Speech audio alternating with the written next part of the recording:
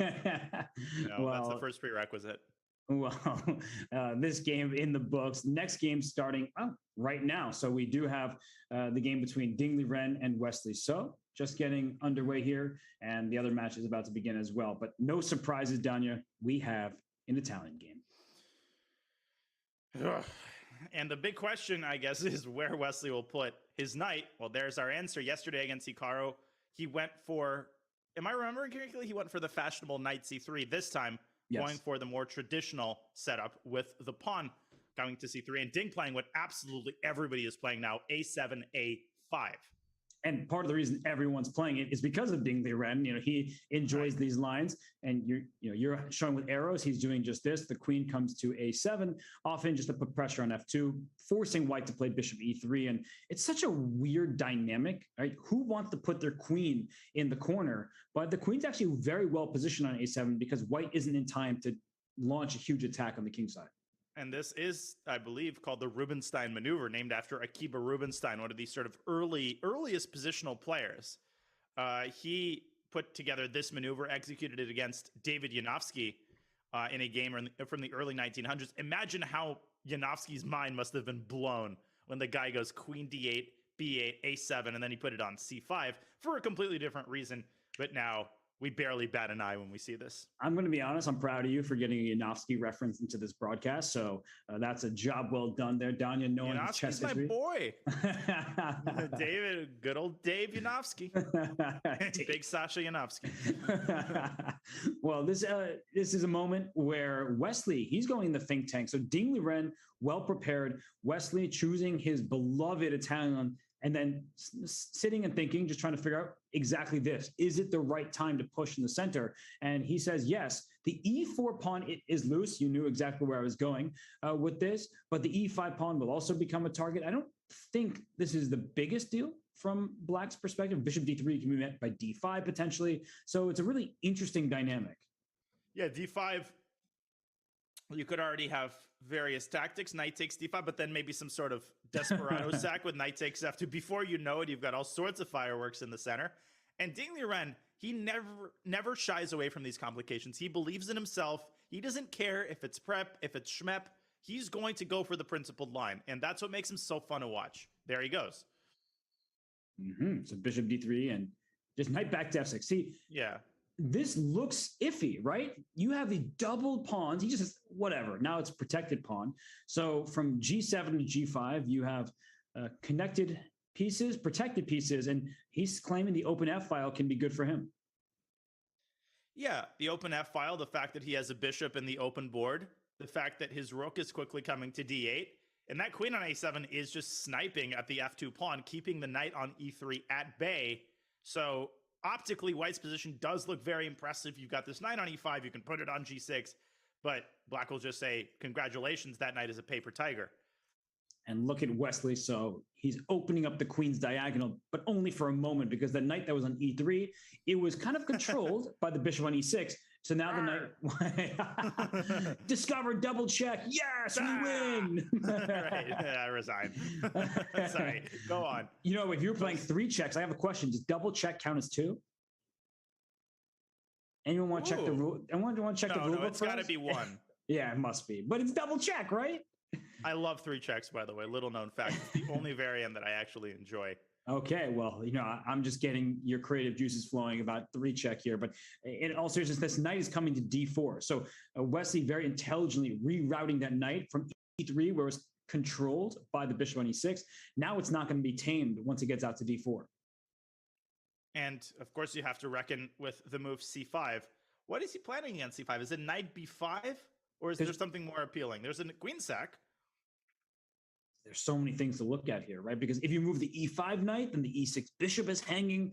You're showing moves like knight b5, knight 66. I'm not actually sure. All these moves look very enterprising.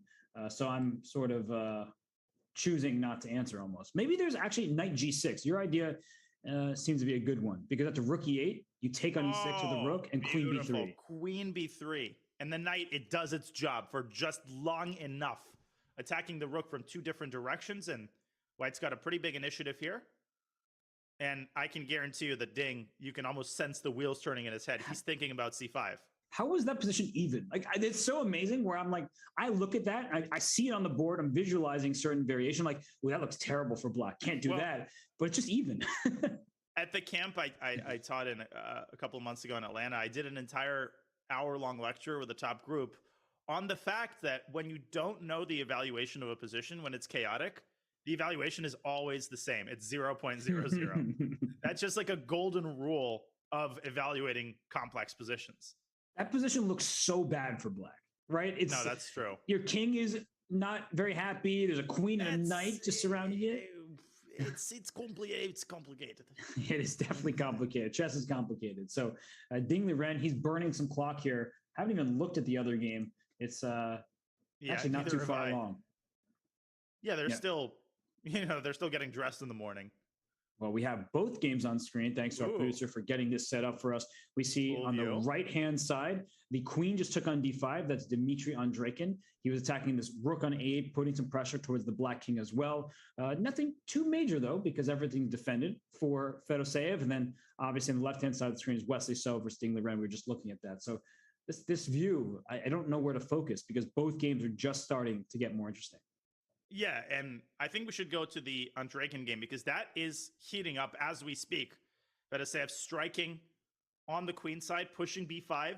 He still needs to complete his development. So from a purely positional perspective, white's got better control over the center, right? Indisputable. Queen on d5. The dark squared bishop is coming out to f4 with tempo. But if 𝙬𝙬𝙬𝙬 can set his pieces in motion, if he can get his pawn to c4 and his knight to c5, you can see how white's position could start to unravel pretty quickly here. So this is actually sharper than it looks.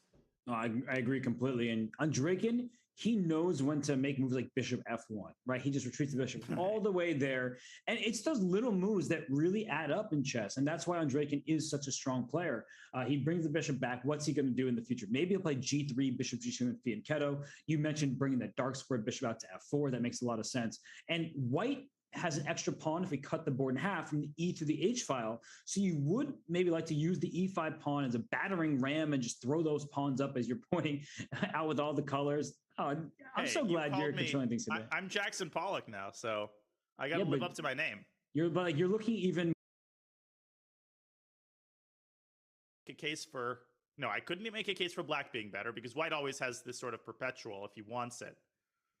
The point is if you play rook takes b7, avoid the queen trade because if you go queen b5, one of the kings gets checkmated, and hint hint, it's not the black king. No, it certainly isn't. Forcing mate with queen f2 at the end, so that's a problem. I think that Wesley, all right, he could trade queens, but he's obviously not going to win that position. So maybe he should just force the draw with knight g6, knight e7. That seems like the prudent thing to do. Yeah, and Ding has plenty of time here, right around 3 minutes. Was he flirting briefly there with king h7? No. The knight f8 check would have been quite unpleasant. Then king g8 back? Queen e6 check? Isn't there a queen on e4? Oh, wow, you're clever. You're going to have the g7 pawn like that? Also, you can play rook takes g6. Oh, there's some beautiful complications there, but we'll leave those for behind the scenes. I mean, I'm interested now. Okay. So I was calculating king h7. First of all, queen takes f6 is an insta draw. But knight f8 check is a double check. King g8. Rook takes g7 check. Following so far, king takes g7, knight e6 check. Yeah. Now, if you play king f7, you walk into a check. Black has king g8. If you take the queen, then you allow an intermezzo check on d1, and black wins. But white can actually take the knight here. And amazingly, black has no easy way to force perpetual, and white's got a ravaging attack here. Apparently, of course, this is still equal after rook d7, because which position isn't equal? What do you need to do? It's like everything goes down to zeros. No, it's actually incredible, right? Like we as humans are like, no, that's too scary. Eliminate it. Right. Make Kasparov noises. Yeah, and then nothing pans out the way you think it's going to. So it looks like in the game, Wesley's probably just going to make a draw, is my guess, but he's at least going to study all of his options before agreeing to the half point. No, for sure, because knight e7 check just ends the game immediately, and it looks like their match will be decided in the next game. Ding with the white pieces has been a force to be reckoned with. So a very good result for him in this first game. For sure. So let's go back to the other game between Andreikin with the white pieces, Fedoseev with black. That position, I mean, not too much has changed, Danya, but it's looking even better for Fedoseev. He centralized his queen. Now the b2 pawn is threatened. Black has this extra pawn on the queen side, right? You can start pushing those pawns up the board. And you called it, by the way. Oh, is that exact line? Yep. Sorry, proceed. I just no. to draw attention to that. I honestly didn't look how we got here. I just saw with the pass pawn. I was on his stream all the time. I was modding the chat. You were a mod for him? That's so adorable. Yeah. I was